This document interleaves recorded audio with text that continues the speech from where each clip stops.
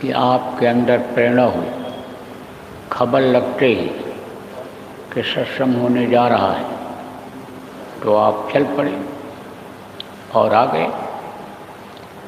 देखो, प्रवचन, कथा, भागवत तो ये जगह जगह होता रहता है और आप सुनते रहते हैं, लेकिन सत्संग जो होता है वो कम स्थानों पर होता है। ये सत्संग किसको कहते हैं? कहा गया सत्संग किसको कहते हैं, सोई जान ले। सतलोक सतपुरुष का जहाँ कीर्तन होए। सतपुरुष सतलोक कौन है, इसके बारे में अभी तक आपको कोई बताया नहीं होगा। इक्का दुक्का लोग भले बताए हों और आप में से इक्का दुक्का कोई भले सुने हों, तो सतपुरुष ही सबका मालिक है।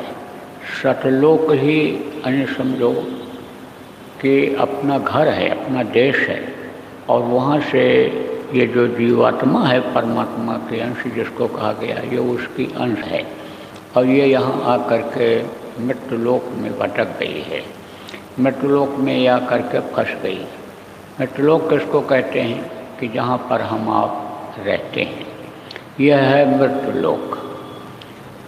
यहाँ का नियम है कि जो पेड़ फलता है वो झड़ता है और जो आग जलती है वो बुझती है।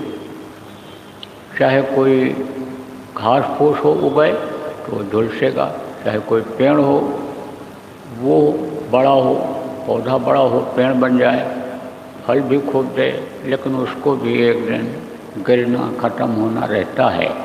ऐसे पशु हों या पक्षी हों, ज़मीन पर चलने वाले जानवर हों, आसमान में उड़ने वाले पक्षी हों, पानी में रहने वाले जीव जंतु हों, सबको एक दिन मरना होता है, शरीर छोड़ना होता है। ऐसे ही मनुष्य है। मनुष्य भी जो इस मृत्युलोक में आता है उसको अपना शरीर छोड़ना पड़ता है। इस धरती का नियम ही यही है।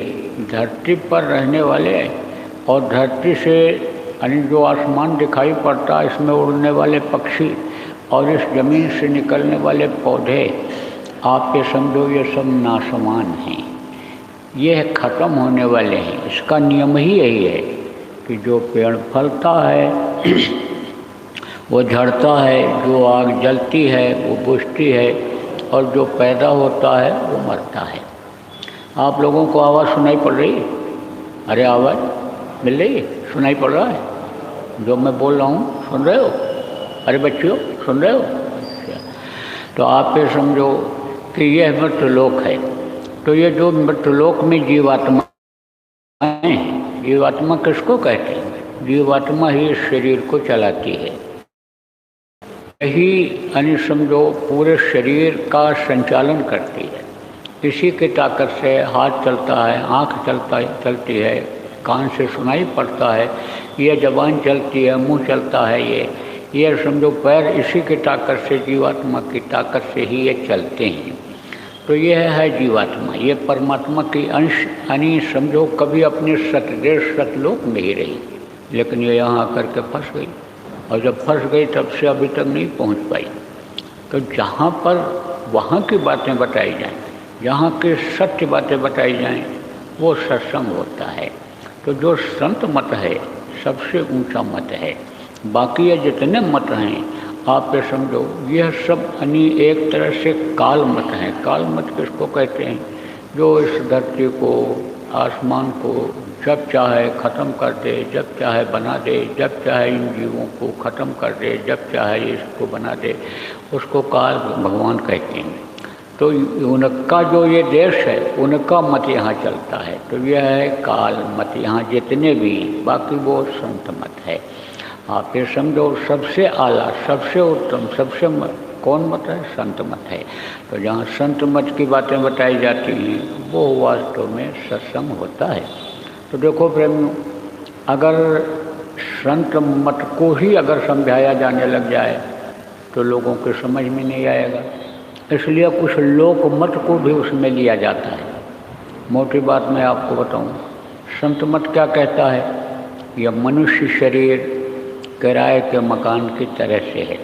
जैसा ये हमारे गुरु महाराज जिनकी तस्वीर लगी हुई है कहा करते थे कि जिस तरह से तुम किराए के मकान में शहरों में जाते हो, रहते हो और एक दिन उसको खाली करना पड़ता है, वापस आना पड़ता है, ऐसे ही यह मनुष्य शरीर तुमको उस प्रभु ने दिया है। किस लिए दिया है कि प्रभु का दर्शन इसी मनुष्य शरीर में करो। क्यों? क्योंकि दर्शन इसी मनुष्य शरीर में होता है। इसीलिए तो देवी और देवता भी मनुष्य शरीर के लिए तरसते रहते हैं। कहा नर समान नहीं कौनो देही, जीव चराचर जाचते ही। जितने भी चर और अचर के जीव हैं सब इस मनुष्य शरीर को उस प्रभु से मांगते रहते हैं कि थोड़े समय के लिए हमको यह मनुष्य शरीर मिल जाता तो हम आप तक पहुंच जाते और फिर इधर दुख के संसार में महीने हमको अनेक गर्मी में न रहना पड़ता। जन्मते वक्त देखो कितनी तकलीफ होती है और मरते समय भी आदमी की तकलीफ होती है, जानवरों के भी होती है इसी तरह से। तो देवता कहते हैं भाई मुझको मनुष्य शरीर एक बार मिल जाए तो बार बार हमको ये तकलीफ नहीं झेलनी पड़ेगी। हम समर्थ गुरु, सच्चे गुरु को खोज करके, रास्ता ले करके और दिन रात भजन पूजन करके और आप तक हम पहुंच जाएंगे। तो प्रेमियों ये देव दुर्लभ शरीर है और जिन्होंने दर्शन किया सब लोगों ने यही कहा कि इसी में सब कुछ है, इसी में प्रभु मिलते हैं, इसी में देवी देवताओं का दर्शन होता है। इसी में देखो बताया कि वो जो आसमानी आवाज़ जिसको अनहद वेदवाणी कहा गया वो सब सुनाई पड़ता है और पढ़ा भी। कबीर साहब का नाम आपने सुना होगा। कबीर साहब ने कहा जो तिल माही तेल है और त्यों चकमक में आग और तेरा साईं तुझ में जान सके सो जाए। आप समझो कि जैसे तिल में तेल होता है तो बाहर से नहीं दिखाई पड़ता है, वो जब खूब दबता है तब उसमें से तेल निकलता है। आग में, राख में आग की चिंगारी दबी रहती है, बाहर से नहीं दिखाई पड़ती है, लेकिन राख को हटाओ तो आग उसमें से निकलती है।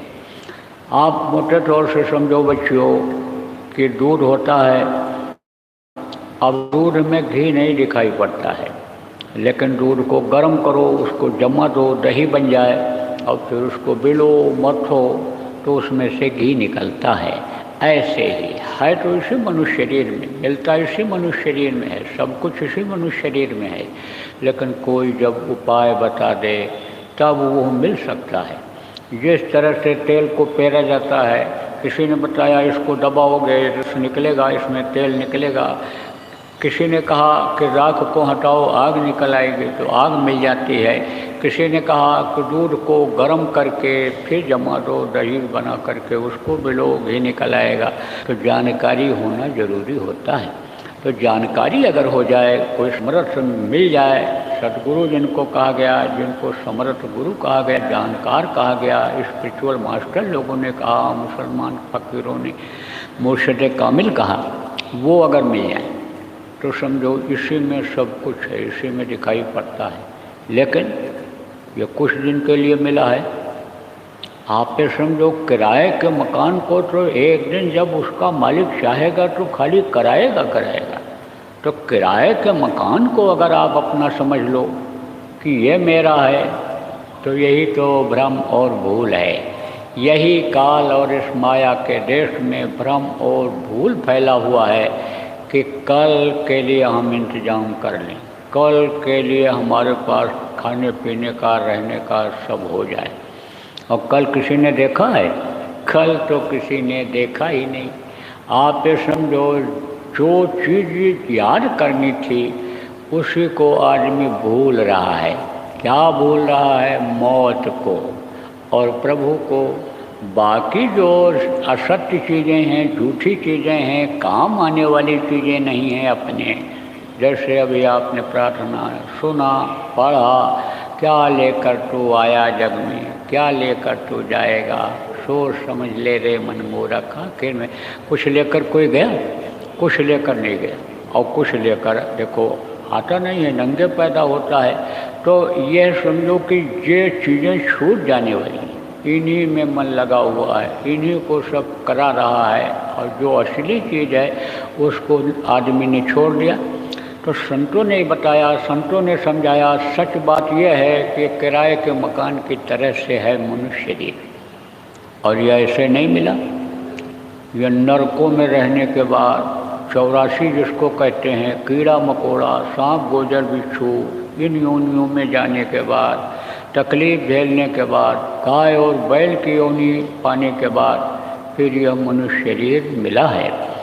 आप भाग्यशाली हो कि जिनको यह मनुष्य शरीर मिला। ऐसे भी नहीं मिला, माँ के पेट में तकलीफ झेलने के बाद मिला, पैदा होने के बाद तकलीफ जो हुई वो झेलने के बाद ये मनुष्य शरीर मिला। अब प्रेमियों, कल की चिंता है, कल की फिक्र है, कल किसी ने देखा नहीं है, और एक एक दिन ये कल कल कल जो आता है ये उम्र को काटता चला जा रहा है। आप ये समझो कि सबको यह सांस मिला है खर्च करने के लिए, जैसे खर्च हो जाएगा तैसे ये शरीर धड़ाम से गिर जाएगा। आप ये समझो प्रेमियों कि इस शरीर की कोई कीमत नहीं रह जाएगी। इतने आदमी बैठे हो, अभी किसी के शरीर के ऊपर हाथ रखो और कहो ये तुम्हारा मिट्टी है, कहेगा नालायक कहीं के, मिट्टी बता रहा है। ये हीरा जैसी काया, ये सुंदर सुडौल शरीर, ये बढ़िया कपड़ा पहने हुए, इसको ये मिट्टी बता रहा है। और अगर कमज़ोर हो गए वो ज़बरदस्त होगा, थप्पड़ भी मार देगा। और अगर कमज़ोर नहीं होगा, बराबरी का होगा या ज़बरदस्त या कमज़ोर होगा आपसे, तो कहेगा मोतियाबिंद हो गया। मन मन में कहेगा मोतियाबिंद हो गया है, दिखाई नहीं पड़ता है, देखो जाला मड़ा लग गया आँख में, इसको ये मिट्टी कह रहा है। लेकिन प्राण निकलने के बाद, जीवात्मा निकलने के बाद आप ये समझो इसको लोग क्या कहेंगे? मिट्टी ही कहेंगे। जैसे देखो तोता पालते हो, और तोता को किसमें पालते हो? पिंजरे में पालते हो। अब वो बोलने वाला, रटने वाला तोता जैसे यानी समझो निकल जाता है, तैसे उस पिंजरे की कोई कीमत रह जाती है? कोई कीमत नहीं रह जाती। उठा करके कहीं कोने में फेंक देते हो, कचरे में फेंक देते हो उसको, उसकी कोई कीमत नहीं रहती है। ऐसे ही इसको फेंकने, इसको जलाने मनुष्य शरीर को आने का समय हो जाता है। कब? जब यही तोता जो बोलता है ये निकल जाता है, जब एकदम बोली बंद हुई, समझो फिर समय आने लग जाता है कि कब इसका श्वास पूरा हो जाए, कब श्वास पूरा हो जाए। जैसे पूरा हुआ तैसे ये पक्षी जीवात्मा में जो उड़ जाती है, निकल जाती है। तब जब शरीर गिर जाता है, जीवात्मा निकलने के बाद आदमी समझो कि मर जाता है, तब सब लोग क्या कहने लगते हैं? ले जाओ, जल्दी करो, जल्दी करो, जल्दी करो, जलाओ जलाओ जलाओ, नहीं तो मिट्टी खराब हो जाए। तो हीरा जैसी काया को लोग मिट्टी कहने लगते हैं। तो प्रेमियों, तब इसकी कोई कीमत रह जाएगी? तब इसकी कोई कीमत नहीं रह जाएगी। यह है देव दुर्लभ शरीर, देवता जिसके लिए तरसते हैं, इसकी कीमत तभी तक है जब तक इसके अंदर ये जीवात्मा है, प्राण है, तब तक ही इसकी कीमत है। तो अब इस शरीर से खाने पीने और मौज मस्ती में ही अगर समझो कि काम करते रहे, सांसों को पूरा कर लिया, तो कहा अंत दुखदाई। यह तन कर फल, गोस्वामी जी महाराज ने कहा, यह तन कर फल विषय न भाई, और स्वर्गो स्वल्प अंत दुखदाई। आखिर में बहुत तकलीफ होती है, देखो मरते वक्त आदमी को कितनी तकलीफ होती है, हड्डी हड्डी चटकती है, आँख की रोशनी खत्म हो जाती है, कान से सुनाई नहीं पड़ता है, जबान तुतली हो जाती है, तुतली जबान में ही काका चाचा नाना दादा मामा सबको पुकारता है।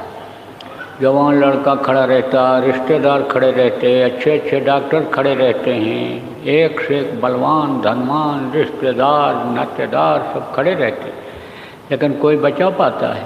कोई नहीं बचा पाता है।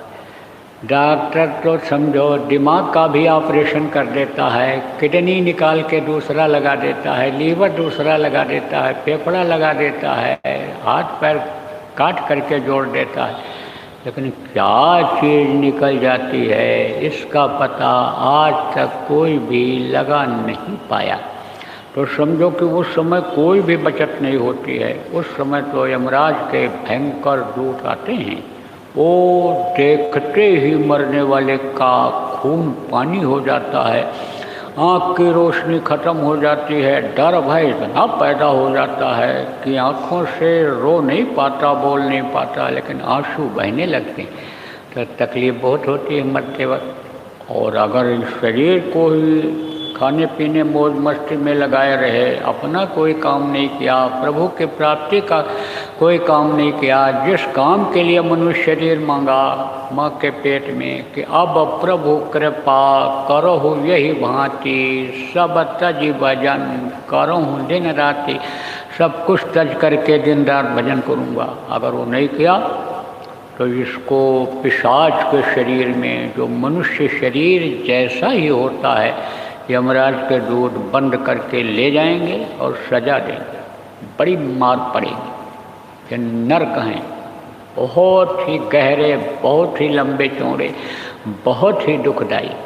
कांटों के नरक अलग, मूत्र के अलग, आप फिर समझो मल के लैट्रिन जिसको कहते हो उसके अलग, खून के अलग, आप फिर समझो कांटों के अलग, अग्नि के अलग, आप समझो कि सांप गुजर बिच्छू भरे हुए उनमें वो नरक अलग होते हैं, कुआं जैसा डाल देते हैं, बड़ी तकलीफ। आप फिर समझो कि न तो उसमें बचता है आदमी और न मरता है, कि वो काट लें सांप तो मर भी जाए, मरता भी नहीं, लेकिन नोच नोच के खाते हैं। आप फिर समझो कि नोचा और खाया और फिर वैसे हो जाता है।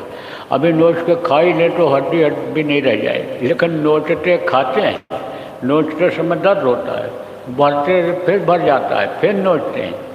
तकलीफ झेलने के लिए ही नरकों में भेजा जाता है। वहाँ से जब छुटकारा मिलेगा तब यही कीड़ा मकोड़ा सांप गोजर बिच्छू के शरीर में डाल दिया जाता है। फिर वहाँ से जब छुटकारा मिलता है तब 9 महीने माँ के पेट में रहने के बाद ये मनुष्य शरीर मिलता है। तो प्रेमियों, बड़े भाग से ये मनुष्य शरीर मिला है और आप भाग्यशाली हो कि आपको ये मनुष्य शरीर मिला है। और जैसा मैंने बताया कि प्रभु का दर्शन करने के लिए, देवी देवताओं का दर्शन करने के लिए, और अन्य समझो जब समय पूरा हो तो इस आत्मा को जो परमात्मा की अंश है, सतपुरुष की अंश है, शुरू में मैंने आपको बताया, उसके पास पहुंचा देने के लिए यह मनुष्य शरीर मिला है। लेकिन अगर मैं कहूं कि मैं भगवान का दर्शन आपको करा दूंगा तो कहोगे बहुत अच्छी बात है, दुनिया बनाने वाला हमको मिल जाए तो दुनिया की चीज़ों के लिए हमको क्यों भाग दौड़ करनी पड़ेगी, हमको वही प्रभु मिल जाएगा, वो हमसे खुश हो जाएगा। तो जैसे सतयुग में हमको अन्य लोगों को वो प्रभु देता था, समय पर जाड़ा, समय पर गर्मी, समय पर बरसात होती थी, वो चीज़ हमारे सामने होने लगेगी। ये हवा पानी जितना ज़रूरत होगा उतने जब ये देंगे तो हमको ज़रूरत क्या रहेगी। सतयुग में क्या था? सतयुग में खेत को एक बार जोत करके और बीज को डाल करके किसान चला आता था, और जब जिसके खेत को ज़रूरत पड़ती थी तब बादल आकर के बरस जाते थे। आज तो आप इसमें खेती करने वाले जो लोग बैठे हो, खेत की जुताई करते हो, बुआई करते हो, तो ज़्यादा खेती है तो एक दिन में नहीं बो पाते हो, 10 दिन लगता है। अब 10 दिन का आप ये समझो, हर खेत का 21वें दिन मान लो सिंचाई करनी है, तो आप एक दिन में कर भी नहीं पाओगे। आपको 21 दिन में नंबर 10 दिन में नंबर लगेगा सिंचाई का, और पानी न मिला, कोई मोटर ख़राब हो गया, कोई बात हो गई, तो फसल नुकसान हो जाता है। उस समय क्या था कि जैसे आज अगर किसी फसल को ज़रूरत है तो आज पानी वो देगा, और कल ज़रूरत होगी तो कल वो देता था मेघराज, देखता रहता था कब किसको ज़रूरत है उसको पानी देता था। अब आप कहोगे कि बगल के खेत को यानी समझो कि कल ज़रूरत है और आज बरसेगा तो वहाँ भी बरसेगा, ऐसा नहीं होता है। आप लोग जो इसमें उम्र दराज लोग हो, यानी जिनकी उम्र ज़्यादा हो गई, आपने देखा होगा कि ऐसे बरसात जब होती है, यानी समझो खंड वृष्टि जिसको कहते हैं, एक जगह होती है दूसरी जगह नहीं होती, ऐसे आदमी सूखे में खड़ा रहता है और उधर ऐसे सामने से दूसरा आदमी भीगता रहता है। कहावत है ना कि एक बैल भीगता है दूसरा बैल सूखा रहता है। तो इस तरह से वो बरसात करता था। आप ये समझो, एक बार लोग बोते थे और 27 बार काटते थे सतयुग में, वो समय था प्रेम। तो अगर वो समय आपके सामने आ जाए तब तो आपको कोई चिंता नहीं है, कोई फिक्र नहीं है, लेकिन जब वो खुश हो जाएगा तब वो समय आएगा तो कहोगे कि भाई हाँ भगवान से मिलवा दो तो सब वातावरण सतयुग जैसा हो जाएगा, वैसा ही हो जाएगा, बहुत अच्छी बात है। लेकिन कह दिया जाए एक शर्त है कि खाने को नहीं मिलेगा, लेकिन भगवान आपके साथ 24 घंटे रहेंगे। सब कहोगे भूखे भजन न होए भुआला, और लियो भुआल अपनी कंठी माला। भूख में कोई चीज़ अच्छी लगती है? कुछ नहीं। भूख में नींद भी नहीं आती है प्रेमियों। पानी पी पी करके, तारा देख देख करके सवेरा होने का आदमी इंतज़ार करता है कि जब सवेरा हो तो कुछ खाने को मिले। तो आप समझो कि भूख में नींद भी नहीं आती। तो सबसे पहले तो यही कहोगे, आप जब भगवान से मिलवा सकते हो तो भगवान से ही कह दो पहले हमारा पेट भर दे। आप समझो प्रेमियों कि आपसे कह दिया जाए कि भगवान आपके सिरहाने बैठे रहेंगे और पंखा झलेंगे, कहोगे सिर में दर्द है सिर भी दबा देंगे, कहोगे पैर में दर्द है वो भी दबा देंगे, लेकिन बीमार पड़े रहोगे, उठ बैठ नहीं सकते हो, तकलीफ कुछ न कुछ बराबर बनी रहेगी, तब कहोगे नहीं भगवान सक्षम हैं, भगवान से ही कह दो कि हमारे दुख दूर कर दें, हमारे कर्म जो हमको सजा दे रहे हैं वो हमारे कर्म कट जाए। कर्म किसको कहते हैं नहीं जानते हो? अच्छा और बुरा दो कर्म होता है। कुछ बुरे कर्म अनजान में बन जाते हैं, कुछ अच्छे बन जाते हैं। तो वो जो कर्म होते हैं वो दवा से नहीं जाते हैं। आप ये समझो प्रेमियों, मौसम के बदलाव से रोग होता है, और खाने पीने में कोई कमी रह गई, बद परहेजी जिसको कहते हैं वो हो गई, तो उससे रोग होता है। अब खाने पीने के बद परहेजी से, या मौसम बदलता है, अब इधर बरसात जा रही ठंडी आएगी तो इधर भी जुकाम हो जाता है, तबीयत खराब हो जाती है, खांसी आने लगती है, बुखार आ जाता है। तो मौसम के बदलाव से जो रोग होता है वो तो दवा से ठीक हो जाता है, लेकिन जान में कर्म बन गए या अनजान में भी बन जाते हैं।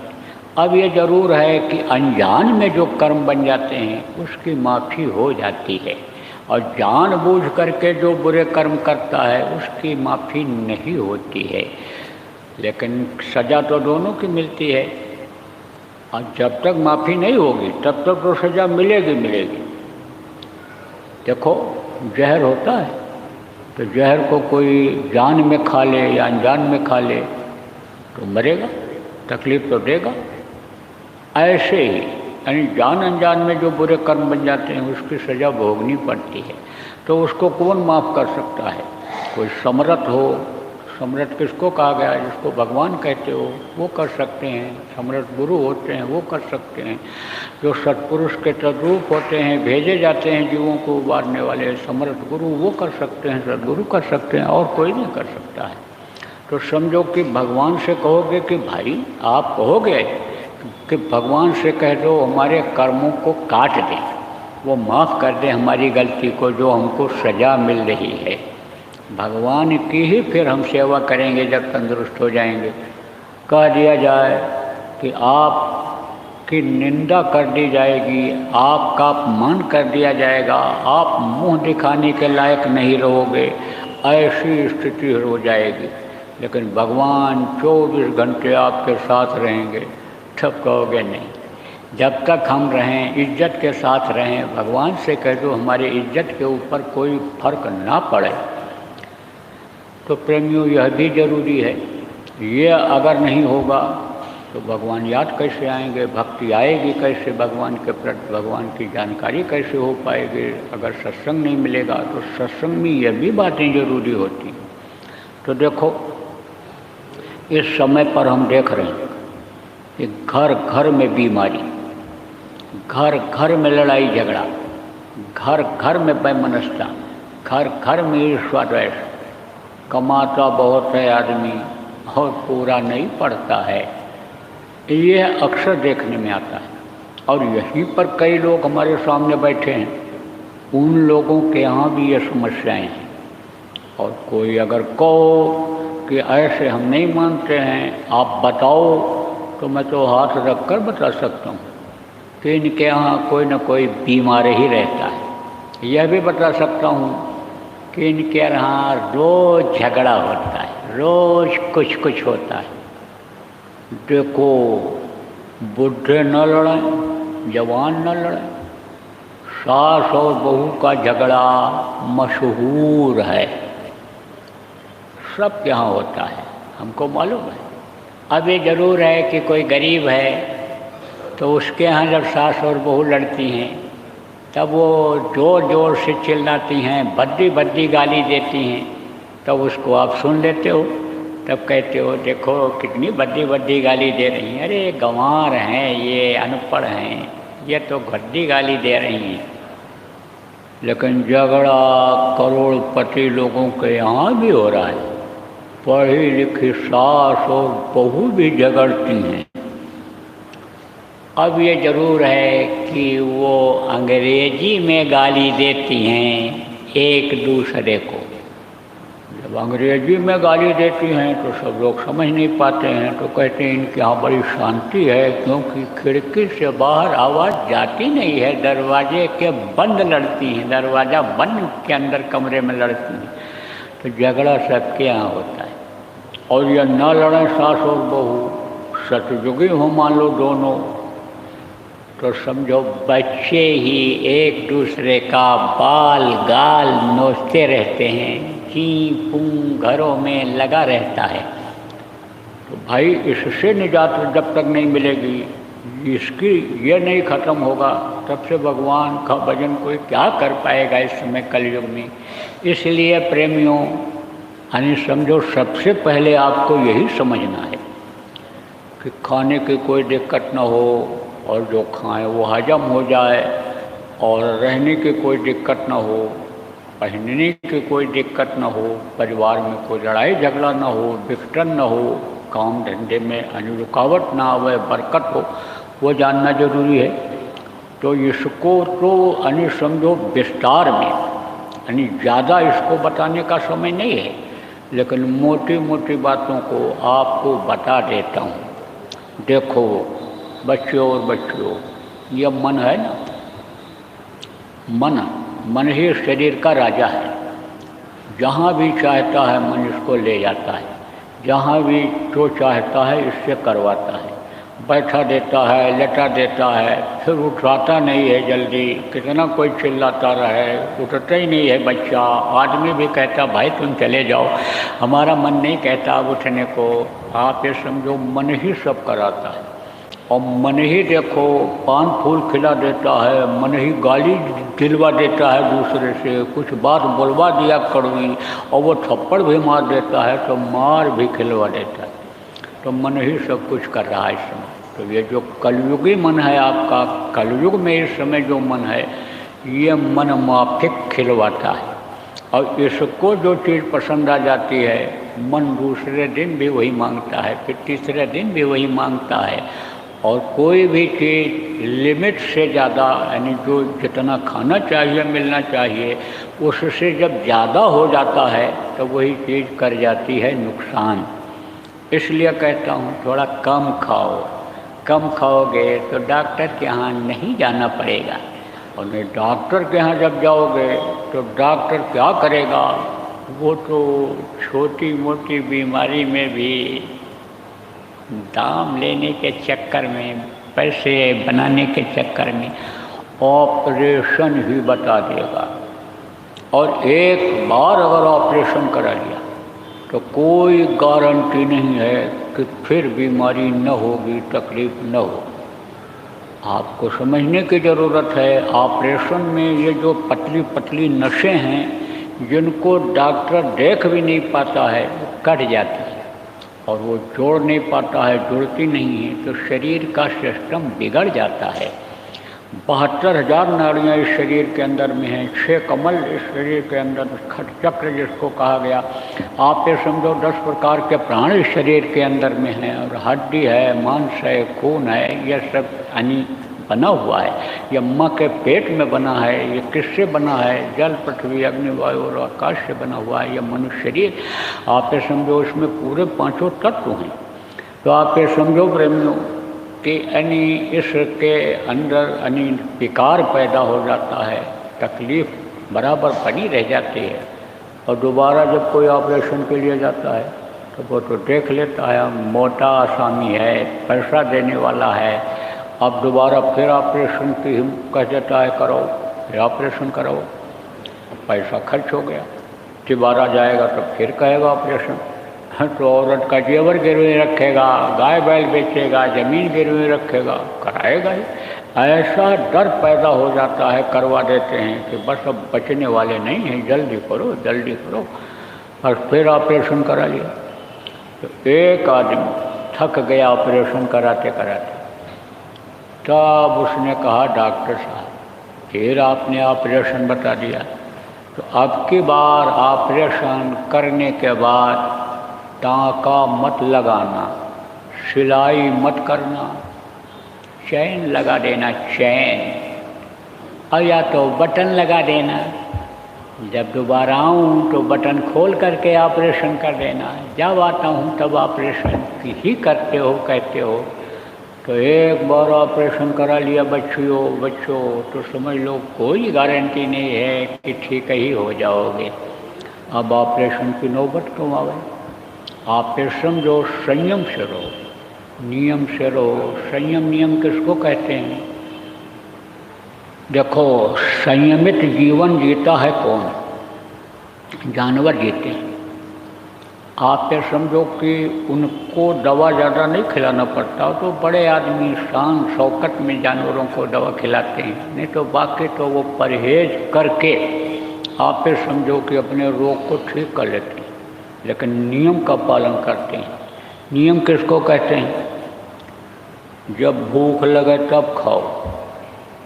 अब मन अगर ये चंचल हो गया और जो मांगा देते रहे तब वो भूख लगने का इंतज़ार कराएगा? वो तो खा पी करके आओगे और फिर मन कह देगा खा लो। कैसे कहता है ये भी बता दें आप। किसी के यहाँ आप जाओ तो ये भारत देश की संस्कृति है कि आओ बैठो पियो पानी, कुछ न कुछ पानी पड़ता आदमी देता है, खिलाता है। अब उसके यहाँ गए, बैठ गए और लाया प्लेट में बढ़िया रसगुल्ला रख दिया, कहा खा लीजिए। अब आपका पेट भरा हुआ है, नमक रोटी खा करके चाहे पेट भर लियो, तब इच्छा नहीं होती है, इच्छा नहीं होती। तब कहते हो, कहोगे कि अभी भूख नहीं है, अभी तो खा के आया हूँ, बिल्कुल पेट भरा हुआ है। अरे खा लीजिए एक आध, मीठा है, एक आध खा लीजिए, कोई बात नहीं, थोड़ा ही ले लीजिए। अब जब देखोगे और कहेगा तब मन कहेगा खा लो, पता नहीं कल मिले न मिले, ये कह रहे हैं थोड़ा ही खा लो, तो थोड़ा कौन खाता है? एक पीस से तो कम कोई उठाता ही नहीं। अब उसको धीरे धीरे खा जाएगा, फिर दोबारा मन कहेगा एक और ले लो, बहुत अच्छा लगा, बड़ा अच्छा स्वाद है इसमें, देखो क्या पिस्ता बादाम का स्वाद आ रहा है, क्या कोड़े की खुशबू आ रही है, देखो। उठाया, दूसरा भी खा गया। अब देखो ना उसकी तरफ, देखोगे तो शर्मा जाएगा कि अभी तो कहा था भूख नहीं है, अब खाते दबाते चले जा रहे हैं। देखोगे ना तो तीसरा भी उठा लेगा, चौथा उठा लेगा, 5-6 जो भी रहेगा प्लेट में सब खा करके प्लेट बिल्कुल साफ कर देगा। लेकिन कुत्ता खा पी करके आया और उसके सामने कोई चीज़ डालो तो खाता नहीं, सूंघ के छोड़ देता है, या अगर यह सोचता है कल नहीं मिलेगा तो उठा करके ले जाता है, दबा के रख देता है छिपा करके। जब भूख लगती है तब इधर उधर भगता है काम आतुर हो करके बच्चा पैदा करने के, तब इच्छा उसके अंदर जगती है, कौन? नर और मादा दोनों में। आप समझो 12 महीना में 1 महीना, और आदमी समझो हमेशा पागलपन में रहता है, हमेशा आदमी को कोई फिक्र नहीं रहती है कि संयम का भी पालन करना चाहिए। तो शरीर रोगी होगा कि नहीं होगा? शरीर के ऊपर ही तो असर आता है, इसलिए संयम का पालन करना चाहिए। संयम का पालन करोगे स्वस्थ रहोगे, नियम का पालन करोगे तो सुखी रहोगे। नियम कहीं का भी कोई तोड़े तो सज़ा मिलती है। जैसे घर का नियम होता है, समाज का नियम होता है, आप ये समझो कि देश का नियम होता है, तो नियम को कोई तोड़ता है तो सज़ा मिलती नहीं मिलती है। जैसे चोरी अगर कोई करेगा पकड़ा जाएगा तो मार पड़ेगी, जेल जाना पड़ेगा, आप ये समझो प्रेमियों, और गलत काम है, कत्ल है, ये है, इसकी सज़ा मिलती। कोई जाति बिरादरी में गलती कर बैठता है तो जात से निकाल देते हो, उसके साथ भोजन नहीं खाते हो, घर में उसके शादी ब्याह नहीं करते हो, लड़की नहीं लाते, न लड़का देते हो, लड़की देते हो, न लड़के के ब्याह करते हो, तो ये सज़ा देते हो उसको, समझो। इसी तरह से सज़ा मिल जाती है कुदरत की। तो नियम और संयम का करो पालन। कहा गया कम खाओ और गम खाओ। गम खाओ का मतलब क्या होता है? 2 बात बर्दाश्त कर लो। अगर बर्दाश्त कर लोगे तो झगड़ा झंझट खत्म हो जाएगा, झगड़ा झंझट खत्म हो जाएगा। घर में ही अगर बर्दाश्त कर लोगे तो समझो बाहर कोर्ट कचहरी में थाने पर नहीं जाना पड़ेगा। वहाँ अगर चले जाओगे, एक बार चले जाओगे तो समय भी बर्बाद होगा, शरीर का भी मेहनत होगा, धन भी खर्च होगा। इसलिए भाई 2 बात बर्दाश्त कर लो। अब एक समय कभी घर में ऐसा भी आ जाता है कि यही बच्चियाँ जो दिन भर घर में रहती हैं कहती हैं बर्दाश्त से बाहर हो रहा है। कैसे बर्दाश्त से बाहर हो रहा है ये भी बता दें आप। मेरे पास एक यानी लड़की की माँ लड़की को लेकर आई, बोले महाराज जी ये कहती है कि अब हम ससुराल नहीं जाएंगे। तो हमने कहा क्यों बच्ची, क्यों नहीं जाएगी? तो बोली महाराज हमारी जो सासू माँ है दिन भर बोलती रहती, दिन भर बोलती रहती, मैं तो ऊब गई सुनते सुनते। अब उस घर में पैर रखने का मन भी नहीं कहता है। तब हमने कहा तू सुनते क्यों है? तब बिगड़ी, बोली महाराज जी घर छोड़कर कहाँ चले जाएं? आप ही कहते हो कि जहाँ रिश्ता हो निभाना चाहिए, तो आज तो यह है नहीं कि आज यानी हाथ पकड़ाया तो कल छोड़ दें, जहाँ तो कहाँ जाएं घर छोड़। तो हम तो अब ऊब गई हैं, अब तो हमको आप भी मत कहना वहाँ जाने के लिए। तब हमने कहा बच्ची तो तू सुनती क्यों है? तब फिर बोली कि तो कैसे न सुने जब वो बोलती रहती। तो हमने कहा तुझको भजन करने के लिए बताया गया कि कपड़ा ऊपर से डाल ले, आँख बंद कर ले, कान में उंगली लगा। जब कान बंद कर लेगी, आँख बंद कर लेगी तो वो क्या कहती हैं तू सुनेगी ही नहीं।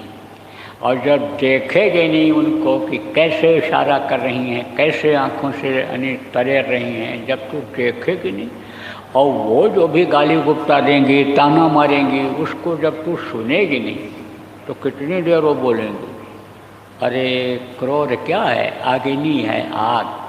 और जब से लोग मांस खाने लग गए, अंडा खाने लग गए, ये खून गर्म हो गया और जो मांस खाए, अंडा खाए, मछली खाए, उसी का समझो रक्त बना, खून बना और वो दिमाग पर चढ़ने लग गया तो गुस्सा बढ़ गया।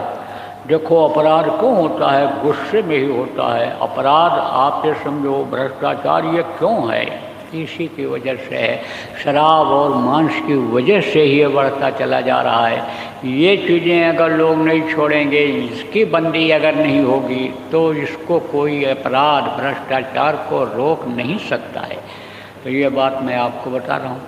तो अब आप ये समझो क्रोध क्या है, ये अग्नि है, ये जलता है फिर बुझ जाता है, अग्नि आती है और अग्नि फिर बुझ जाती है, ऐसे क्रोध शांत हो जाता है। और क्रोध जब शांत हो जाता है तब समझो कि उठने का, बोलने का मन नहीं कहता है। बहू यही कहे माता जी चलो, मम्मी जी चलो, भोजन खा लो, भोजन कर लो, पानी पी लो, अरे तो जा बच्ची, हमारा मन नहीं कहता, एकदम डाउन हो जाती है। अब देखो इसमें जो सास लोग आप बैठी हो, आप तो नाराज़ होने लगोगी कि बहू की गलती नहीं बता रहे हैं, हम ही को कह रहे हैं। कुछ बहू भी ऐसी होती हैं जो फन फन करती हैं, एकदम से कुछ सास को समझती ही नहीं हैं, कहती हैं मैं तो पढ़ी लिखी हूँ और ये देखो अनपढ़ हैं, कुछ नहीं पढ़े हैं, मैं तो ये देखो फटा पैंट पहनती हूँ, मैं तो देखो जांघिया बनियान पहनती हूँ, ये घाघरा पहनती हैं, ये धोती पहनती हैं, ये गंवार हैं, यानी ये कुछ नहीं जानती, वो तो कुछ समझती ही नहीं। और जब नहीं समझेंगी तो क्या सास बहू को इसीलिए लाती है कि घर में आते ही हमारी अधिकार को छीन लें, हमारी बेइज्जती करें और हमारी तिजोरी की चाबी अपने हाथ में ले लें। तो समझो सास भी डरने लगती है एक तरह से बहू को देख करके कि कहीं सेवा करते करते पैर दबाते दबाते गला न दबा दे तिजोरी की चाबी के लालच में। तो आप ये समझो कि कुछ बहुएं भी ऐसी होती हैं। तो आप जो सास बैठी हो, आप वो क्या करोगी, आप भी इसी तरह से करना। आज आपको बता दिया जाएगा, जो माताएं बैठी हो, बच्चियां जो बैठी हो, बता दिया जाएगा कि भजन कैसे किया जाएगा, कैसे किया जाता है। दोनों काम उससे होता है, ये झगड़ा झंझट भी चलता है और प्रभु की आवाज़ भी उससे सुनाई पड़ती है। तो वो तो मैं अभी आपको बताऊंगा। देखो रुपया पैसा में बरकत नहीं होती है, इसके बारे में आपको बता देता हूँ। देखो मेहनत की कमाई करने पर और मेहनत की कमाई से लाने पर खुश होते हैं कौन, लक्ष्मी जिनको कहते हो, रुपया पैसा को लक्ष्मी कहते हो, जिनको पाने के बाद बहुत से लोग अब भी मत्थे में लगाते हैं, तो वो खुश होती हैं। और मार करके लाओगे, कूट करके लाओगे, दिल दुखा करके लाओगे, धोखा दे करके लाओगे, आप ये समझो छीन करके लाओगे तो लक्ष्मी रुकती नहीं है। देखो जुआ में दांव पर लगा देता है जुआरी रुपया पैसा को, तो जुआरी के पास रुपया रहता है, नहीं रहता है। आज जीत के लाया कल ख़त्म हो जाता है, ऐसे बरकत ख़त्म हो जाती है। तो बरकत अगर पाना है कि थोड़ा भी कमाएं और उसी में सब परिवार का पालन पोषण हो जाए, उसी में सब गृहस्थी चल जाए और समझो कि हम किसी के कर्जदार भी न रहें, तो मेहनत और ईमानदारी की कमाई करो। आप ये समझो शरीर के लिए आप खाने का इंतज़ाम कर लो, कपड़े का इंतज़ाम कर लो, घर मकान बना लो गर्मी ठंडी से बचने के लिए, और किसी भी तरह से बदपरहेजी से ये शरीर रोगी हो जाए तो इसके लिए दवा ले लो। आप ये समझो जो आपके बाल बच्चे हैं, स्त्री है आपके, यानी समझो या जिनके नहीं हैं बाल बच्चे, औरत नहीं है, माता पिता हैं, उनके देख रेख करो, उनकी सेवा करो। लेकिन इन्हीं कामों में 24 घंटे मत लगे रहो। घर मकान बनाने में, ज़मीन जायदाद बढ़ाने में, आप ये समझो प्रेमियों, नाम कमाने में, इसी में लगे मत रहो। 22 घंटा ये सब काम करो और 2 घंटा जिस काम के लिए यह मनुष्य शरीर मांगे, उस प्रभु की प्राप्ति के लिए, देवी देवताओं के दर्शन के लिए, यानी अनहद वेद मणि, आकाशमणि, गैबी आवाज़ साउंड सुनने के लिए वो काम आप करो। आप समझो भगवान ने भोग बनाया, किसके लिए बनाया? भोगने के लिए, फंसने के लिए नहीं। और अगर आप फंस जाओगे तो फिर निकल पाना बहुत मुश्किल हो जाएगा। जो लोग फंसे हुए हैं निकल नहीं पा रहे, कैसे फंसते हैं ये भी बता दें। एक कटोरे में आप शहद रख लो तो एक मक्खी आती है और कटोरे के ऊपर बैठ करके और शहद को खा करके उड़ करके चली जाती है। दूसरी मक्खी आती है, कटोरे में कूद पड़ती है, भरपेट शहद खाती है, लेकिन उसके पंख फंस जाते हैं, निकल नहीं पाती है, उसी में वो ख़त्म हो जाती है। तो फंसोगे, इसी में ज़िंदगी चली जाएगी और ये मनुष्य शरीर पाना मुश्किल हो जाएगा, फिर जल्दी मिलेगा नहीं। इसलिए अपना काम बना लो। अपना काम क्या है? इस जीवात्मा को परमात्मा तक पहुंचाना। बाकी ये जो काम है, घर मकान बना दिया, रुपया पैसा इकट्ठा कर दिया, मरने के बाद वो किसी दूसरे के काम आएगा, इसलिए उसी में लगे फंसे मत रहो। तो भगवान के प्राप्ति का रास्ता कौन बताता है? जो जानकार होता है, समर्थ गुरु जिनको कहते हैं, जिनको सदगुरु कहा गया। जैसे हमारे गुरु महाराज थे, इनके गुरु महाराज थे, उनके गुरु महाराज थे, आप पे समझो, और उनके गुरु महाराज के कई अन्य संत ऐसे हुए हैं, समझो आप, इस कलयुग में, कि जिन्होंने भगवान के प्राप्ति का रास्ता इसी मनुष्य मंदिर में जो है उसको बताया। गुरु महाराज जब प्रेमियों अन्य समझो बुढ़े हुए, बोले हमारा शरीर अब बुढ़ा हो रहा है, काम नहीं कर रहा है, तब वो मेरे लिए आदेश दे दिए।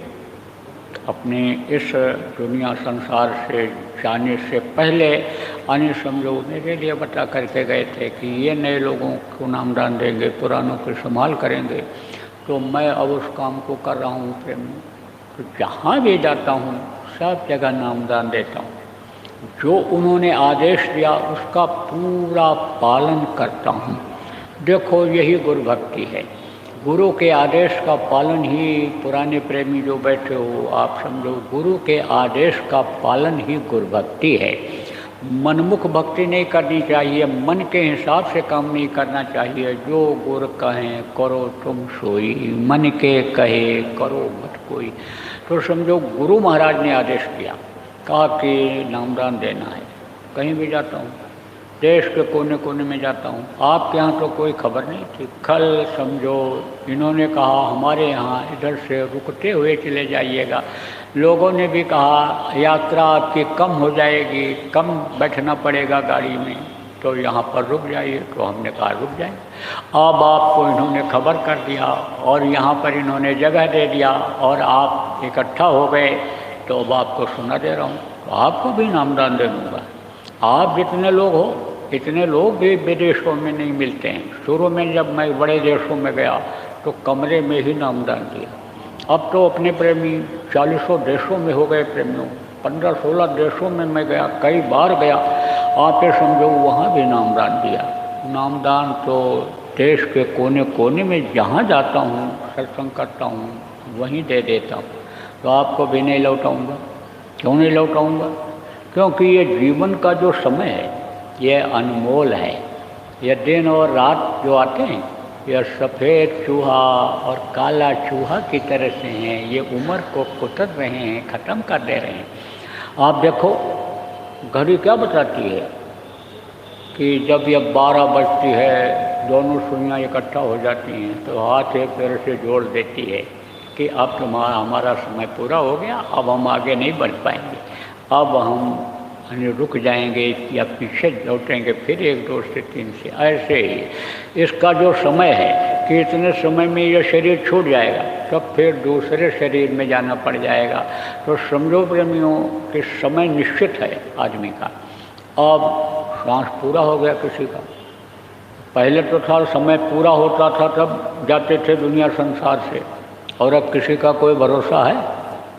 घर से निकलो साग सब्जी खरीदने के लिए, सामान खरीदने के लिए, कोई गारंटी है कि 2 घंटे के बाद ठीक ठाक वापस आ जाओ? कोई गारंटी नहीं। इसलिए जो समय जीवन का बचा है, जब जानकारी हो जाएगी तो उसी में आदमी करने लगेगा, इसलिए नामदान दे दिया जाता है। तो यह है नाम। 5 नाम बताऊंगा आपको। अब जिसका नाम होता है उसका रूप होता है, उसका स्थान होता है, उसकी होती है आवाज़। तो वो मैं अभी आपको बताऊंगा, रटाऊंगा, याद कराऊंगा।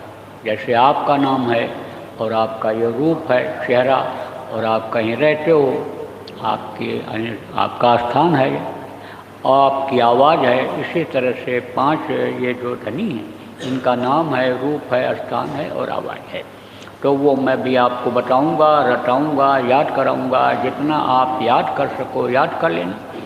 जो न याद हो पावे उसका लिखा हुआ कागज़ नहीं आपको मिल जाएगा। मान लो न मिल पावे, या आप समझो हिंदी नहीं पढ़े हो, कोई गुजराती ही पढ़े हो, तो जो हिंदी यानी समझो पढ़ लेता है उससे पूछ करके गुजराती में लिख लेना, और लिख करके कर लेना याद। और जब याद हो जाए तब उस कागज़ को फाड़ करके कहीं सुनसान जगह पर फेंक देना। बताना मत किसी को। अगर आप बता दोगे तो फिर उसका कोई फ़ायदा होने वाला नहीं है। आप ये समझो प्रेमियों, कहीं ये नाराज़ हो गए कि इन्होंने मेरी इज्जत नहीं किया, तो सज़ा दे दें नाराज़ होकर के। इसलिए सज़ा वाला कोई भी काम आप मत करना। अब आपको समझने की ज़रूरत है प्रेमियों कि यानी यह जो नाम है, जब उसको जपोगे, और अभी बताऊंगा आपको ध्यान लगाना, जब ध्यान लगाओगे तब आपको कुछ अंदर में दिखाई पड़ेगा। और सुनने का भी बताऊंगा कि वो आवाज़ कैसे सुनी जाती है प्रभु की। उसको जब सुनोगे तो मस्त हो जाओ, बहुत आनंद आता है। देखो टेलीविज़न में गाना आता है या रेडियो में, बजा बाजा, तो बुढ़े बुढ़े लोग ऐसे ऐसे हाथ पटकने लगते हैं, सिर हिलाने लगते हैं। क्यों? क्योंकि मस्त हो जाते हैं। छोटे छोटे बच्चे नाचने थिरकने लगते हैं बाजा को सुन करके। क्यों? क्योंकि मस्त हो जाते हैं। अब आप सोचो कि आदमी के बजाए हुए बाजा में जब इतना आनंद आता है, इतनी मस्ती आती है, तो जिसको वो मालिक बजा रहा है उस बाजा को सुनोगे तो कितना आनंद आएगा। तो जब आनंद आएगा, मस्ती आएगी, तब आप दूसरों को बताने लगोगे। क्योंकि आदमी की आदत होती है कि ये अपनी खुशी को रोक नहीं पाता। कहा गया ना, खैर खून खांसी खुशी, बैर प्रीत मदपान, रहीमन दाबे ना दबे, जाने सकल जहान। आप ये समझो खुशी है, दुख है, और शराब का पीना है, और कट्ठा ये जो होता है लाल होता है खाना है, खांसी है, कितना भी दबाना चाहे आदमी। प्रेम है, आप ये समझो कि ये छुपता नहीं है, ये उभर करके कहीं न कहीं आ ही जाता है। तो आप ये समझो प्रेमियों कि खुशी को दबा नहीं पाओगे, वो बता दोगे लोगों को, बस वो कर देगा नाराज़ होकर के बंद कि इनके पास कुछ नहीं था, अब इनको देखो ये चीज़ दे दिया हमने, ये मिल गया, अब इसको ये संभाल नहीं पाए। आप ये समझो जो रास्ता बताया सुनने का, देखने का, आनंद लेने का, उसकी बातों को माना नहीं इन्होंने, तो वो बस बंद कर देगा। और तब उसके लिए तड़पोगे, रोगे, चिल्लाओगे, जैसे मीरा तड़पती थी, रात दिना मोहि नींद न आवे, भावे अन्न न पानी, कुछ अच्छा नहीं लगेगा फिर। इसलिए किसी को भी मत बताना, पुरुष औरत को नहीं, औरत पुरुष को नहीं, बच्चे को नहीं, दोस्त को नहीं, सहेली को नहीं, कोई किसी को मत बताना। वो आपके अंदर की चीज़ रहेगी। और ये कोई ज़रूरी नहीं है कि आप बताओ तो वो उसको देख ही ले, वो उसको सुन ले। तो उसका कोई असर नहीं पड़ेगा, प्रभाव नहीं पड़ेगा। और आप में इतनी ताकत नहीं है कि जो आपने देखा तो उसको भी दिखा दोगे। वो दुनिया की इन बाहरी आँखों से देखने वाली चीज़ तो है नहीं, तो कैसे दिखा पाओगे? और दिखाओगे नहीं तब तक उसको विश्वास नहीं होगा। इसलिए बताना मत किसी को, कुछ भी दिखाई पड़े बच्चों और बच्चियों तो किसी को भी मत बताना। और ये नाम भी मत बताना, आप समझो रिकॉर्ड करके किसी को भी मत सुनाना, आप लिखकर भी मत किसी को देना। ये जो 5 नाम अभी आपको बताऊंगा, तो ये 5 नाम कौन हैं? ये शब्द भेदी नाम है। शब्द से ही दुनिया संसार ये सब कुछ बना हुआ है। जिसके लिए कहा 2.5 अक्षर प्रेम से पढ़े सो पंडित होए, पोथी पढ़ पढ़ जग मुआ, पंडित भयानक होए। 2.5 अक्षर प्रेम, 2.5 अक्षर क्या है? शा अदा बा अदा शब्द। तो यह शब्द भेदी नाम है। इसी के लिए गोस्वामी जी महाराज ने कहा कि कलयुग केवल नाम आधारा, और सुमिर सुमिर न रोत नहीं पारा। नाम लेत बहुत सिंध सुखाई, नाम लेते ही बहुत सागर सूख जाए। तो वो कौन सा नाम है? गोस्वामी जी महाराज ने क्या कहा? नाम रहा आनी समझो संतन आधीना, और संत बिना कोई नाम नहीं पीना। जहाँ उन्होंने ये कहा कि राम न सकहि नाम गुण गाई, कहाँ लग करो मैं नाम बढ़ाई। नाम की महिमा का वर्णन कहाँ तक मैं करूँ? राम भी उसकी महिमा को नहीं समझ सकते हैं, न गुण को गा सकते हैं। वहीं उन्होंने कहा नाम रहा संतन अधीन, संतों के अधीन नाम हुआ करता है। गुरु महाराज जैसे संत के अधीन नाम हुआ था, और वो नाम हमको बताया, हमको आदेश किया प्रेम में, वो नाम आपको बताऊंगा। यह आपका लोक भी बनाएगा और यह परलोक भी बनाएगा। यह है ध्वन्यात्मक नाम, निर्मायक नाम। निर्मायक किसको कहते हैं? जो माया के इस लोक में नहीं आते हैं। 2 तरह का नाम होता है, मुँह से लेने वाला नाम होता है और अंदर में याद करने वाला, जपने वाला नाम होता है। तो अंदर वाले नाम को ध्वन्यात्मक नाम कहते हैं। जो अंदर से लिया जाता है, अंदर से पुकारा जाता है, नाम लिया, ध्वन्यात्मक नाम होता है। और जो मुँह से लिया जाता है वो वर्णात्मक नाम होता है। तो वर्णात्मक नाम को कौन जगाता है, कौन बताता है?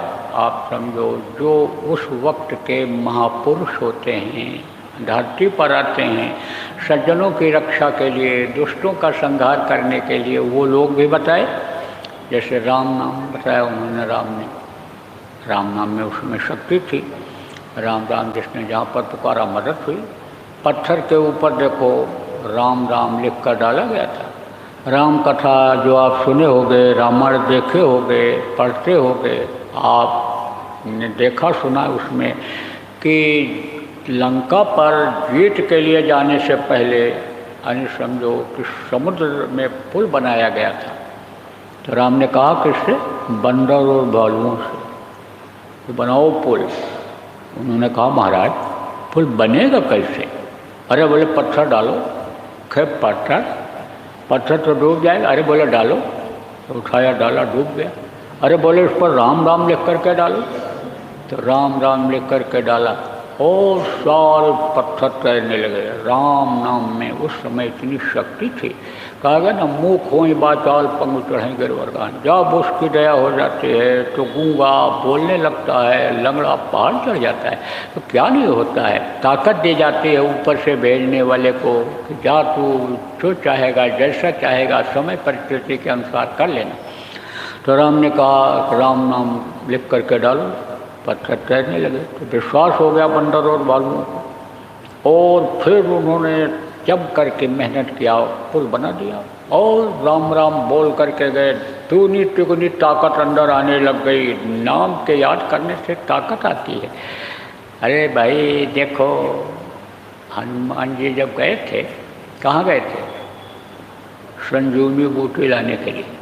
समय कम था और अगर पैरों से जाते पहुंच नहीं सकते थे, न ला सकते थे।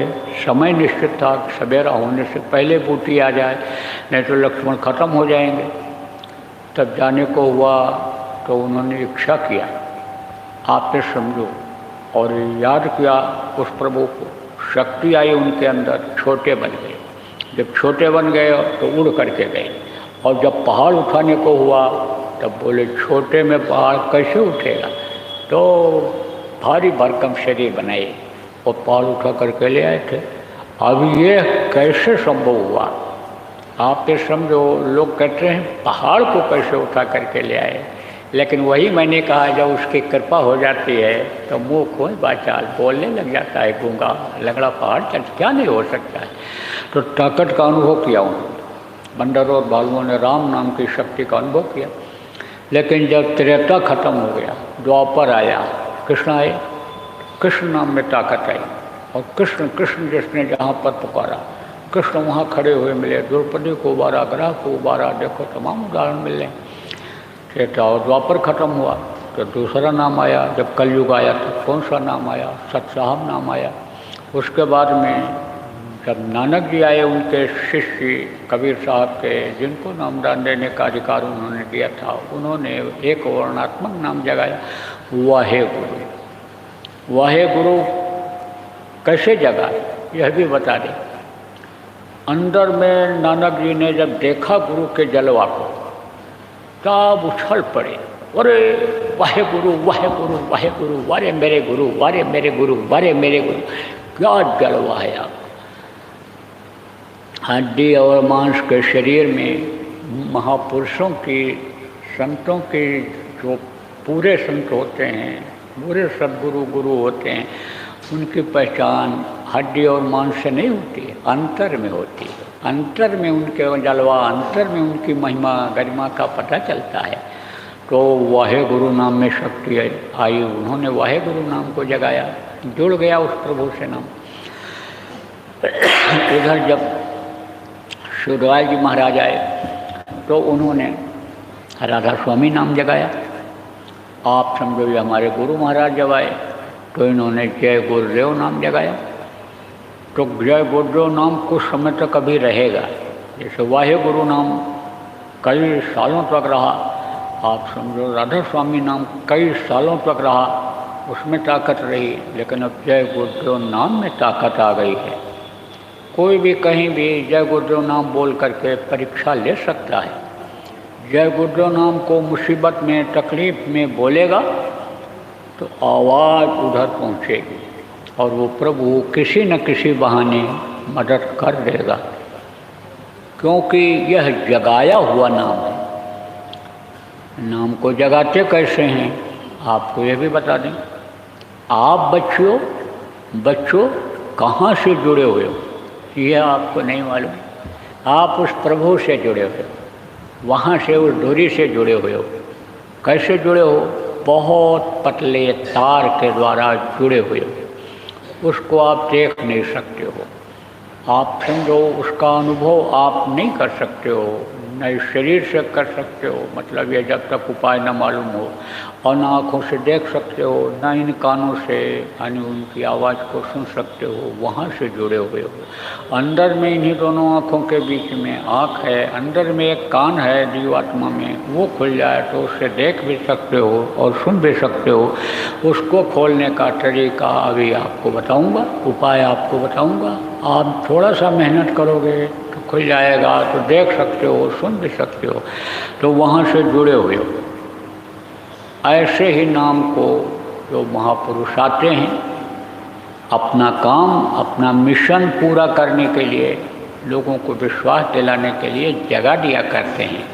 तो जय गुरुदेव नाम ये जगा हुआ नाम, प्रभु से जुड़ा हुआ नाम, कभी भी बोलोगे तो आपकी मदद होगी, आपको फ़ायदा दिखेगा।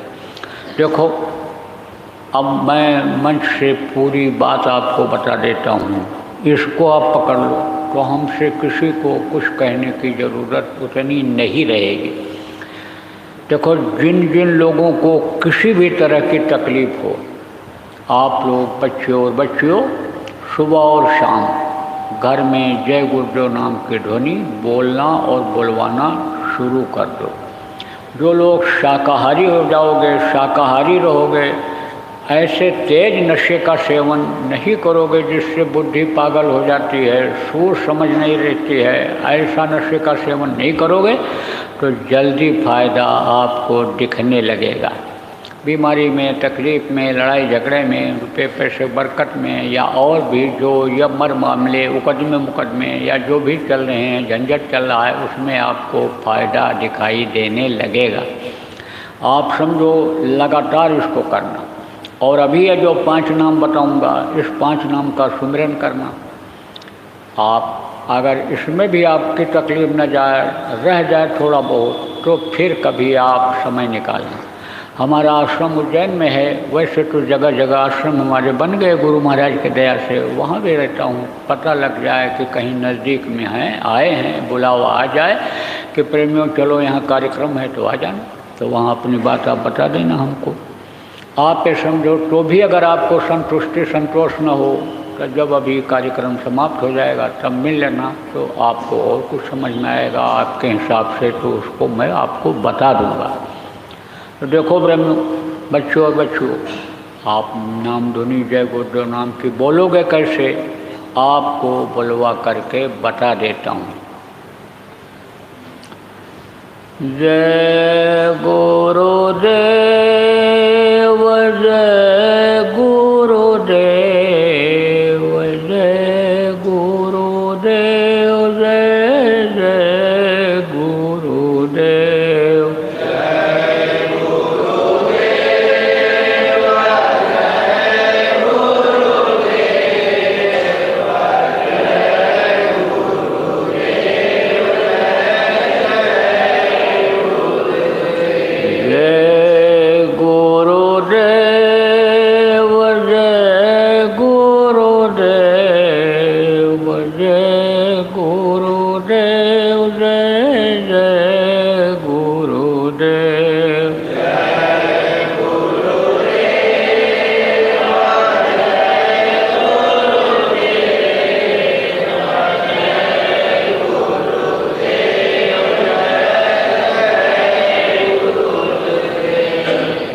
इसी तरह से जैसे हमने आपको जय गुरुदेव नाम की ध्वनि बुलवाई है, इसी तरह से बोलना है और बुलवाना है।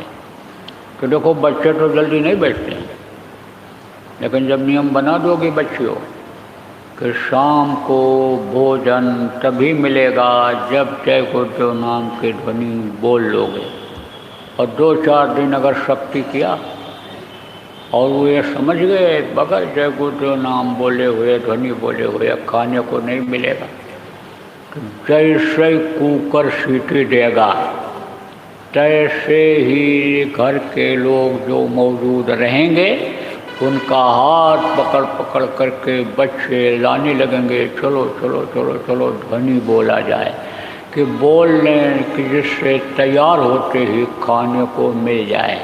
तो थोड़ा कभी कभी ऐसा भी करना पड़ता है। कहते हैं कि सीधी उंगली से घी नहीं निकलता है, और थोड़ा सा टेढ़ा कर दो तो घी समझो निकल आता है, ऊपर आ जाता है। ऐसे थोड़ा कभी ज़रूरत पड़े तो डांट फटकार जैसे करती हो बच्चों का, ऐसे उनको दबा दो के नियम बना के और उनको भी कराओ। तो जब मुँह से निकलेगा, कहीं मुसीबत में मुँह से निकलेगा, तकलीफ़ में मुँह से निकलेगा, तो वो मालिक मददगार हो जाएगा। ये आप समझो करके देख लो, परीक्षा लेकर देख लो। देखो मैं कहता हूँ कि आग में गर्मी है, आप जाओगे नहीं तो कैसे पता चलेगा। आग पर जब के नज़दीक जाओगे तब गर्मी का पता चलेगा, बर्फ़ के ऊपर हाथ रखोगे तब ठंडी का पता चलेगा, ऐसे पता लगता नहीं है जल्दी। तो आप लोग जय गुरुदेव नाम की ध्वनि बोलना और बोलवाना, नंबर 1 काम तो ये करना। और दूसरा ये जो नामदान देने जा रहा हूँ आप इसको करना। तो घर के लोग तो आए नहीं हैं, उनको बताना नहीं है आपको, तो उनको तो खाली नाम ध्वनि बोलवाना। और आप लोग ये सुमिरन ध्यान भजन जो बताऊँगा, नाम बताऊँगा, जैसा बताऊँगा वैसा करना। तो देखो दूँगा नामदान। अब इसके लिए देखो, न तो आपको घर छोड़ना है, न ज़मीन जायदाद छोड़ना है, न आपको बच्चों को छोड़ना है, न आपको सिर मुड़वाना है, न दाढ़ी बाल बढ़ाना है, न कपड़ा बदलना है। और इसको करने के लिए न कोई नहाना धोना ही जरूरी है, न कोई फूल पत्ती नैवेद्य घी तेल लाना है, न कोई दीपक लाना है, न कोई आरती धूप, कुछ नहीं, कोई प्रसाद की ज़रूरत नहीं है। बहुत आसान है ये।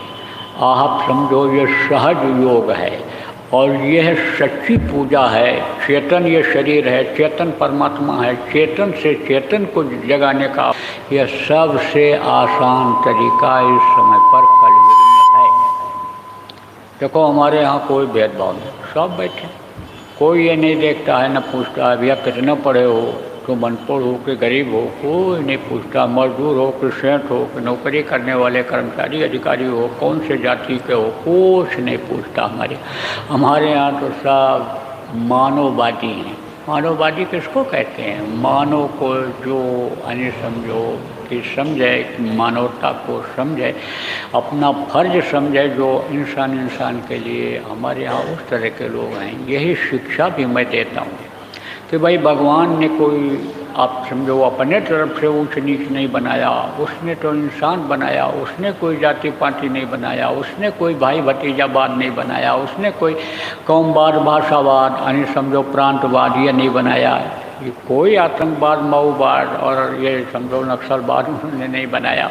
उन्होंने तो केवल एक आदमी बनाया, इंसान बनाया, और आदमी के लिए ये सारी चीज़ें बनाई। सूरज बनाया, चंद्रमा बनाया, हवा पानी बनाया, ये सब किसके लिए बनाया? आदमी के लिए बनाया।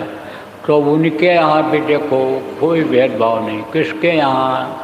पेड़ों के यहाँ। पेड़ सबको फल देते हैं, जो ही उनकी सेवा करता है उसी को वो फल देते हैं। गाय सबको दूध देती है, कोई भी पाल ले जो उसकी सेवा करे सबको दूध देती है। नदी है, पानी सबको देती है, कोई समझो कि यानी उसके लिए भेदभाव नहीं। ऐसे ही जो है, जो हमारा काम करने वाले हैं, मैं जो काम कर रहा हूँ, उनको किसी ने महात्मा कहा, किसी ने संत कहा, किसी ने समर्थ गुरु कहा, सब लोगों के यहाँ यही रहा, कोई भेदभाव नहीं रहा। सबकी हड्डी एक जैसी, सबका मांस एक जैसा, सबका खून एक जैसा, आँख कान मुँह और ये लेट्रिन पेशाब का रास्ता सबके एक जैसा ही होता है। और जो जिस शरीर को चलाने वाली शक्ति जीवात्मा है, सबके अंदर एक ही जैसी है। अब वो इतनी छोटी है कि इन बाहरी आँखों से देख नहीं सकते हो, लेकिन जो इसको समझते हैं, देखते हैं, जानते हैं कि यह प्रभु की अंश है जीवात्मा, उनके यहाँ कोई भेदभाव नहीं होता है। लेकिन कहीं आप में से कोई उल्टा समझ जाओ, ये कहो बाबा तो जाते पात सब खत्म कर दे रहे हैं, ऐसा कुछ नहीं। यहाँ तो संगत में कुछ नहीं, लेकिन घर पर जाओ तो जहाँ जिसके यहाँ आप खाते हो, जिसको साथ बैठ करके भोजन खाते हो, शाकाहारी भोजन, उसी जाति, उसी समाज, उसी परिवार में करना। जहाँ शादी ब्याह आप लड़का लड़की का करते हो वहीं पर करो। हमारी तरफ से कोई यानी रोक टोक नहीं है, छूट है। लेकिन ये ज़रूर कहता हूँ कि लड़के लड़कियाँ जब बड़े हो जाएं, पढ़ लिख लें, तो खोज करके, देख करके आप अपने समझ से कि ठीक है कि नहीं है, और फिर शादी ब्याह कर दो। लड़के वाले देख लो, लड़की हमारे घर में सेट हो पाएगी नहीं सेट हो पाएगी, उसका स्वभाव कैसा है, चाल चलन कैसा है, ये देख करके और फिर लड़के की शादी कर लो। और अपनी लड़की की शादी अगर करनी है तो लड़के का भी यही चीज़ देख लो, कुछ कमाने वाला है नहीं है, किस लायक है वो, लड़की के लायक है कि नहीं है, संभाल पाएगा, इसको खिला पाएगा, रख पाएगा नहीं रख पाएगा, ये देख करके आप लड़की की शादी कर दो। ये ज़रूर कहता हूँ, समय से कर दो, उनको न खोजना पड़े। वे अगर खोजेंगे तो उनका निर्णय गलत हो जाएगा। और कोई ज़रूरी नहीं है कि जीवन भर निभ जाए, 2 महीना भी अनि नहीं बीतता है और प्रेम विवाह छूट जाता है। क्यों? क्योंकि स्वभाव का ठीक से नहीं पता चलता है, वो तो रंग रूप पर एक दूसरे के चले जाते हैं, पढ़ाई लिखाई धन दौलत पर चले जाते हैं, निभता नहीं है। और कहीं तलाक का मुकदमा अगर चल गया तो समझ लो जेल भी जाना पड़ जाता है। तो भाई ये ज़रूर कहता हूँ, कोई भी काम करो, कोई भी व्यापार करो तो जवानों सीख कर करो, कोई भी काम आप करो लेकिन मेहनत और ईमानदारी से करो, पढ़ लिख करके बेकार मत बैठो। कोई भी नौकरी मिल जाए जो आपके योग्यता के अनुसार उसको कर लो और अच्छे की तैयारी करते रहो, फिर उसमें चले जाओ। तो ये सब मोटी मोटी बातें ज़रूर कहता हूँ जो जीवन में उपयोगी हैं, लेकिन बाकी और कोई रोक टोक नहीं है। कभी भी ये जो पूजा मैं बताने जा रहा हूँ, साधना बताने जा रहा हूँ, इसको कहीं भी कर सकते हो। लेकिन देखो, आप तो कहोगे सब बात तो बता रहे हो, कल दक्षिणा वाली कोई बात नहीं बोल रहे हो, क्योंकि जितने भी बाबा आते हैं सब दक्षिणा मांगते हैं। कुछ लोग तो पहले ही रखवा लेते हैं, तब वो कुछ बताते, समझाते, उपदेश देते हैं, दीक्षा मंत्र देते हैं। आप तो दक्षिणा वाली कोई बात नहीं कर रहे हो। तो दक्षिणा भी दे सकते हो आप, आज आपको देने का मौका है। लेकिन दक्षिणा में देना क्या है? आप अपनी बुराइयों को यहीं छोड़ जाओ, बुरे कर्म अब मत करना। हिंसा, हत्या जिसमें भी हो, जीव को तकलीफ हो, वो काम अब मत करना। आपसे जो भी पाप इस तरह का बन गया हो, आपकी वजह से जो बना हो, वो काम अब मत करना। पाप कैसे बनता है? जीव हत्या बहुत बड़ा पाप है। और जवान के स्वाद के लिए बकरा काट दिया, मुर्गा काट दिया, तो हत्या हो गई कि नहीं हुई? पाप लगा कि नहीं लगा? अब आप तो कहोगे हम पैसे वाले हैं, हम कमाई करते हैं, हम खरीद करके लाते हैं, मांस खाते हैं। लेकिन जितने मांस खाने वाले लोग हैं, अगर मांस खाना बंद कर दें तो कोई मुर्गा बकरा कटेगा? नहीं कटेगा। फिर तो उनको कोई दूसरा धंधा मिलेगा, वो करेंगे, क्योंकि बाद उनके साथ भी जुड़ा हुआ है। आप ये समझो, यही तो भ्रम और भूल है कि मैं करता हूँ। करने वाला तो सब वो है जो पैदा होने के पहले, देखो प्रेमियों, माँ के स्तन में दूध भर देता है, परवरिश करता है। बहुत से लोगों ने मेरे कहने से दुकानें बंद कर दी मांस की, अंडे की, होटल बंद कर दिया मांसाहारी, शाकाहारी चालू किए, कह रहे अच्छा चल रहा है। साग सब्जी का धंधा कर लिया, स्क्रैप कबाड़ा जिसको कहते हैं उसका धंधा कर लिया। नहीं पढ़े लिखे थे, अंडा बेचते थे, वो काम कर लिया। अब कह रहे हैं बहुत अच्छी आमदनी हो रही, बहुत अच्छा, और सुकून भी है घर में, शांति भी है घर में, तकलीफ़ें भी कम हो गई। तो समझो देने वाले का बड़ा लंबा हाथ होता है, वो दे देगा उनको, लेकिन हत्या बंद हो जाएगी। तो आप अन्य समझो, न तो कानून बना सकते हो, कानून बनाने का समय, कानून लागू कराने का समय आपका कब आता है? 5 साल में एक बार। कितनी देर के लिए? आधा मिनट, 1 मिनट के लिए बटन दबाने का, वोट देने का समय आता है। तो उस समय जातिवाद में, कौमवाद में, एरियावाद में आप फंस जाते हो। उस समय आप लोग लालच में आ जाते हो, तो वो समय जाता है निकल। तो वो काम तो आप कर नहीं सकते हो, लेकिन आप छोड़ तो सकते हो, समझा करके लोगों को छुड़वा तो सकते हो कि जिससे हिंसा हत्या न हो। अब जो हो गई जीवन में, जो भी मांस खा लिया, रोटी खा लो, आप समझो 2 किलो घी खा लो, हजम कर सको तो हमारी तरफ से पूरी छूट है। तो आपको नामदान देता हूँ, बैठो, मारो पाल से मारो। जो नाम बोलूँगा इसको जितने भी नए हो आप बोलना, और जब मैं बोलना आप ये समझो बंद कर दूँगा तो आप भी बंद कर देना। कोई भी रिकॉर्ड मत करना, इसको रिकॉर्ड करके मत सुनना और सुनाना, और बताना भी मत। पर्ची आपको मिल जाएगा बाद में, उसको याद कर लेना, क्योंकि मेरे बताने से पूरा सब नहीं समझ पाओगे। बाद में कोई न कोई आपको जब समझाएगा तब पूरा समझोगे।